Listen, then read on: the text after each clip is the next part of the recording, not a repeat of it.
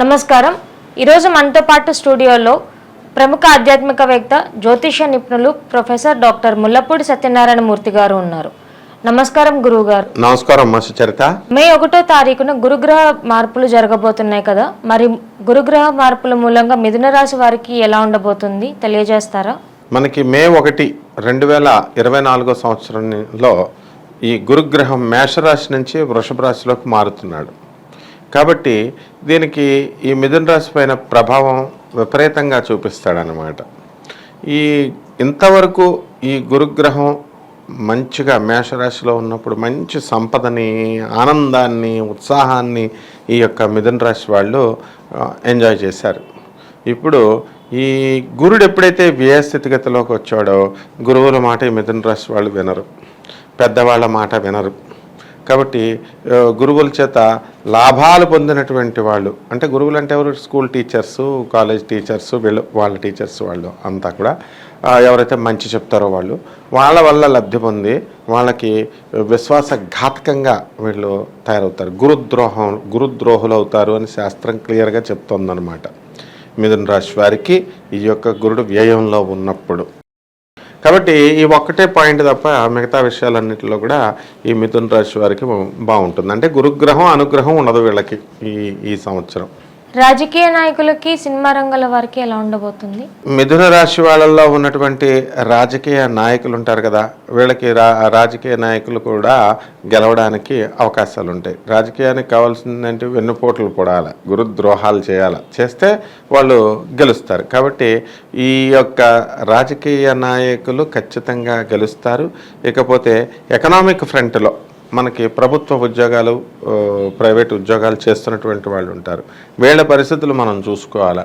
ఉద్యోగాలు వీళ్ళకి ఏమైనా బకాయిలు ఏమైనా మిగిలిపోయినాయా ప్రభుత్వంలో, మాకేమైనా శాలరీస్, గవర్నమెంట్ దగ్గర డబ్బులు లేవు, అన్ని ఫ్రీ స్కీమ్స్ గవర్నమెంట్స్ వచ్చేసినాయి కదా రెండు రాష్ట్రాల్లో కూడా. కాబట్టి మా జీతాలు ఏమైనా ఆపేస్తారా, కొంచెం లేట్ చేస్తారా అనేటటువంటి టెన్షన్తో వీళ్ళంతా కూడా ఉంటారు. ఇటువంటి వీళ్ళందరికీ కూడా ఏ ప్రభుత్వము కూడా ఆపకుండా టీఏలు, డిఏలు, అరియర్స్లు, ఇన్సెంటివ్స్లు, బోనస్లు, ఇలాంటివన్నీ ఇంక్రిమెంట్లు ఇవన్నీ కూడా వచ్చేయడం జరుగుతుంది. కొంచెం లేట్ అయితే అవ్వచ్చు. కానీ అలాగే ఓల్డ్ పెన్షనర్స్కి వీళ్ళు రిటైర్ అయిపోయిన తర్వాత మళ్ళీ వీళ్ళకి పెన్షన్ బెనిఫిట్స్ ఉంటాయి. బెనిఫిట్స్ అనేవి కూడా వీళ్ళు పెన్షన్లు కూడా టైంకి రావడం జరుగుతుంది. ఇక ప్రైవేట్ ఉద్యోగస్తులు వీళ్ళు ఎప్పుడు పాపం కష్టపడతారు కాబట్టి, కష్టజీవులు కాబట్టి వీళ్ళ కష్టాన్ని యాజమాన్యాలు గుర్తించి చక్కగా వీళ్ళకి కావలసినటువంటి వసతుల్ని, కావలసినటువంటి ఆఫీసు వాతావరణాన్ని ఇవన్నీ కూడా ఇవ్వడం జరుగుతుంది. చక్కగా ప్రైవేట్ ఉద్యోగస్తులకు కూడా ఏ విధమైనటువంటి ఇబ్బందులు లేవు. అండ్ మిథున రాశి వాళ్ళకి ముఖ్యంగా ఆర్థికంగా ఏమి ఇబ్బందులు ఉండవు ఈ సంవత్సరం. వాళ్ళకి లాస్ట్ ఇయర్ లాగే ముందుకెళ్తారు. కాకపోతే ఖర్చు ఎక్కువ పెడతారు, వాళ్ళ స్వార్థానికి వాళ్ళు పెట్టుకుంటారనమాట, వాళ్ళ కుటుంబం కోసం, వాళ్ళ శ్రేయస్సు కోసం అన్నట్టుగా. అలా కాకుండా మొత్తం పేద ప్రజలందరికీ కూడా మనకు అందుబాటులో, వాళ్ళకి దగ్గరలో ఉన్నటువంటి పేద స్టూడెంట్స్కి, పేద మనుషులకి వాళ్ళు కనుక సహాయం చేస్తే, పేదవారికి కనుక సహాయం చేస్తే ఇంకా వీళ్ళ జాతకం చాలా బాగుంటుందన్నమాట. అలాగే ఈ సినీ సంగీత సాహిత్య రంగాలు అడిగాం, అటువంటి రంగంలో ఉన్నటువంటి వాళ్ళకి వీళ్ళు తీసిన సినిమాలు హిట్టా ఫట్టా అనేటటువంటి టెన్షన్ ఉంటుంది. తీరా సినిమా తీసేసిన తర్వాత థియేటర్లో వస్తుందా రాదా, ప్రొడ్యూసర్ల పరిస్థితి ఏంటి, ఇవన్నీ ఉంటాయి. ఇవన్నీ కూడా బ్రహ్మాండంగా ఉంటుంది ఈ మిథున రాశి వాళ్ళకి. సినీ సంగీత సాహిత్య రంగాల్లో ఉన్న వాళ్ళకి గౌరవము ఉంటుంది, ఆంతర్యము మంచిగా ఉంటుంది, వాళ్ళ పేమెంట్లు కూడా అంతా కూడా బాగానే ఉంటాయి. అమ్మ, వివాహ సంబంధం మరియు పిల్లలు లేని వారికి ఎలా ఉండబోతుంది? వివాహాలు చాలామంది మిథున రాశి వాళ్ళు వీళ్ళకి వివాహాలు లేక చాలా బాధపడుతున్నారు. ఇటువంటి వాళ్ళందరికీ కూడా గురుడు ఎప్పుడైతే బలం తగ్గిపోయాడో ఆటోమేటిక్గా వివాహాలు అనేటటువంటివి కొంతకాలం కుదరవన్నమాట. వెంటనే అంటే దగ్గరకు వచ్చి ఆగిపోవడము, లేకపోతే మ్యాచ్లకు వెళ్ళడము, వాళ్ళు చెప్పేది వీళ్ళకి నచ్చకపోవడం, వీళ్ళు చెప్పేది వాళ్ళకి నచ్చకపోవడం, ఈ రకంగా ఏదో ఒక కారణంతో వివాహాలు అనేటటువంటివి జాప్యం, లేట్ అవ్వడానికి అవకాశాలు ఉంటాయి. ఇక ఎన్నో సంవత్సరాలుగా మాకు మ్యారేజ్ అయిపోయి 10 ఏళ్ళు అయిపోయిందండి, 15 సంవత్సరాలు అయిపోయిందండి, మాకు సంతానం కలగట్లేదండి అని బాధపడేటటువంటి వాళ్ళు ఉంటారు కదా, వీళ్ళందరికీ కూడా సంతానం కలగడానికి అవకాశాలు ఉన్నాయన్నమాట. అయితే కొంచెం ఎక్కువ టైం తీసుకోవాలా. వీళ్ళు ఫెర్టిలిటీ సెంటర్స్ చుట్టూ తిరగడము ఇవన్నీ కూడా చేస్తూ ఉంటారు. ఆ వైద్యాలు ఈ వైద్యాలు ఆయుర్వేద వైద్యాలు ఇవన్నీ అని ఇవన్నీ కూడా ఏం అవసరం లేకుండా వాళ్ళకి న్యాచురల్గా కొంచెం లేట్ అయినా సరే సంతానం కలగడానికి అవకాశాలు ఉన్నాయమ్మా. రైతులకి రియల్ ఎస్టేట్ వాళ్ళకి ఎట్లా ఉండబోతోంది? రైతులకు వచ్చేసరికి మనకి మిథున రాశి వారికి భాగ్యస్థితిలో చక్కగా ఈ యొక్క రాహు ఉన్నాడు కాబట్టి రాజ్యస్థితిలో ఉన్నాడు. భాగ్యస్థితిలో ఉన్నటువంటి శనిగ్రహ ప్రభావం, ఈ యొక్క రాజ్యస్థితి కారకుడు అయినటువంటి రాహు ఇతర గ్రహాలతో మనకి శుక్రుడు 31 మార్చి నుంచి, రవి 14 మార్చి నుంచి ఇలాగా కొన్ని గ్రహాల మార్పులు ఉన్నాయి. కంటిన్యూస్ చేసుకుంటూ నెల 21 రోజులకి అలా చేంజ్ అవుతూ ఉంటాయన్నమాట. ఆ వాటిలన్నిటిని కూడా మనం దృష్టిలో పెట్టుకున్నప్పుడు మనకి రైతులు మంచి పంటలు అనేటటువంటివి తీయడం జరుగుతుంది. తర్వాత వాళ్ళ కమర్షియల్ క్రాప్స్ పెంచుతారు. వాళ్ళ ఇంతకుముందు చేసినటువంటి అప్పులన్నీ కూడా తీర్చేస్తారు. ఖరీదైనటువంటి వస్తువులన్నీ కూడా కొంటారు. చక్కగా రైతుల యొక్క పిల్లల్ని మంచిగా ఇచ్చేస్తారు. అలాగే ఆర్మీ ఆఫీసర్స్ ఉంటారు.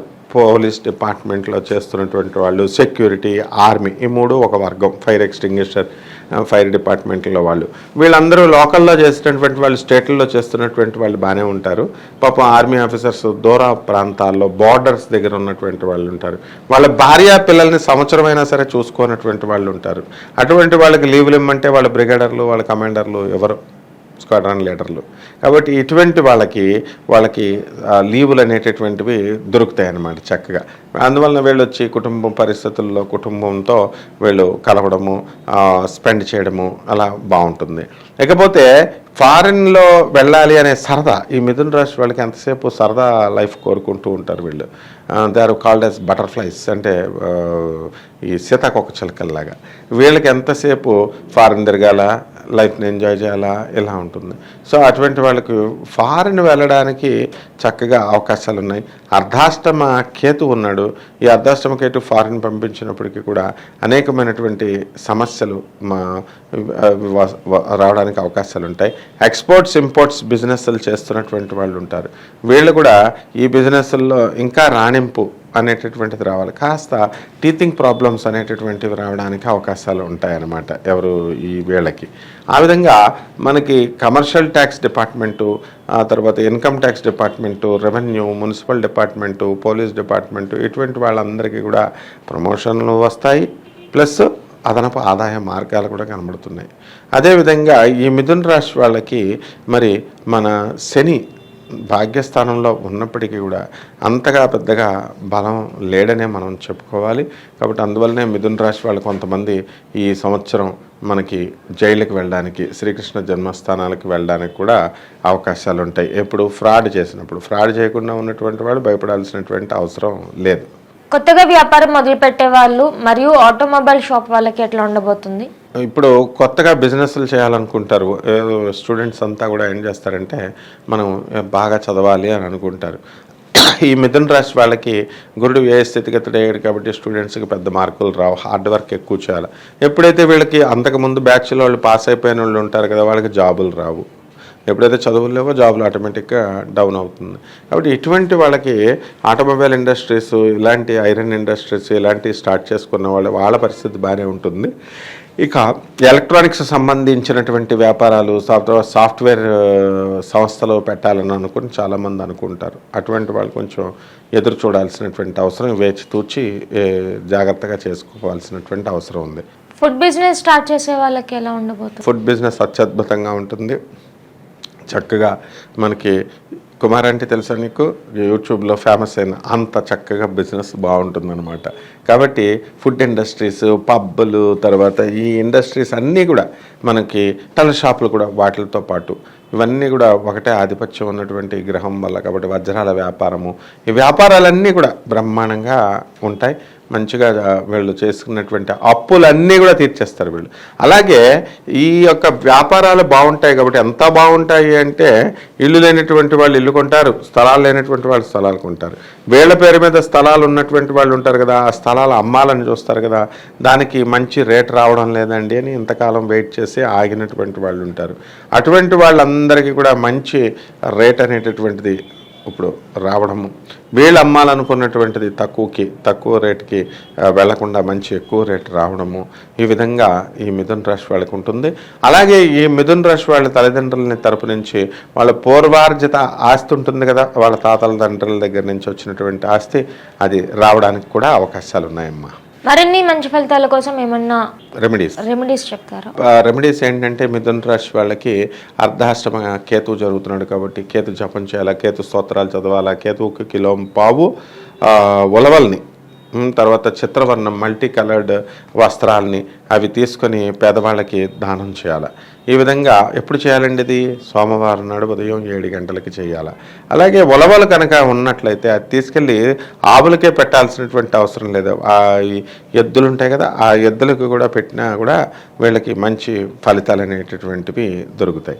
కాబట్టి వీళ్ళు సాధారణంగా ఇవన్నీ కూడా ₹1 కూడా ఖర్చు అవ్వకుండా చెప్పేటటువంటి రెమెడీస్ కాబట్టి వీళ్ళని తోటకూర, మనము ఇలాంటి ఆకుకూరలు, మనం ఈ యొక్క దోసకాయలు ఇలాంటి వంకాయలు పెట్టమని చెప్పేసి మనం ఈ ఆవులకు చెప్తే ఒక్క తోటకూర మాత్రమే ఒక్క దోసకాయ మాత్రమే, ఒక్క బెండకాయ మాత్రమే తీసుకెళ్ళి పెట్టేటటువంటి మహానుభావులు కూడా ఉన్నారు. అలా చెప్పేటటువంటి మహానుభావులు కూడా ఉన్నారు.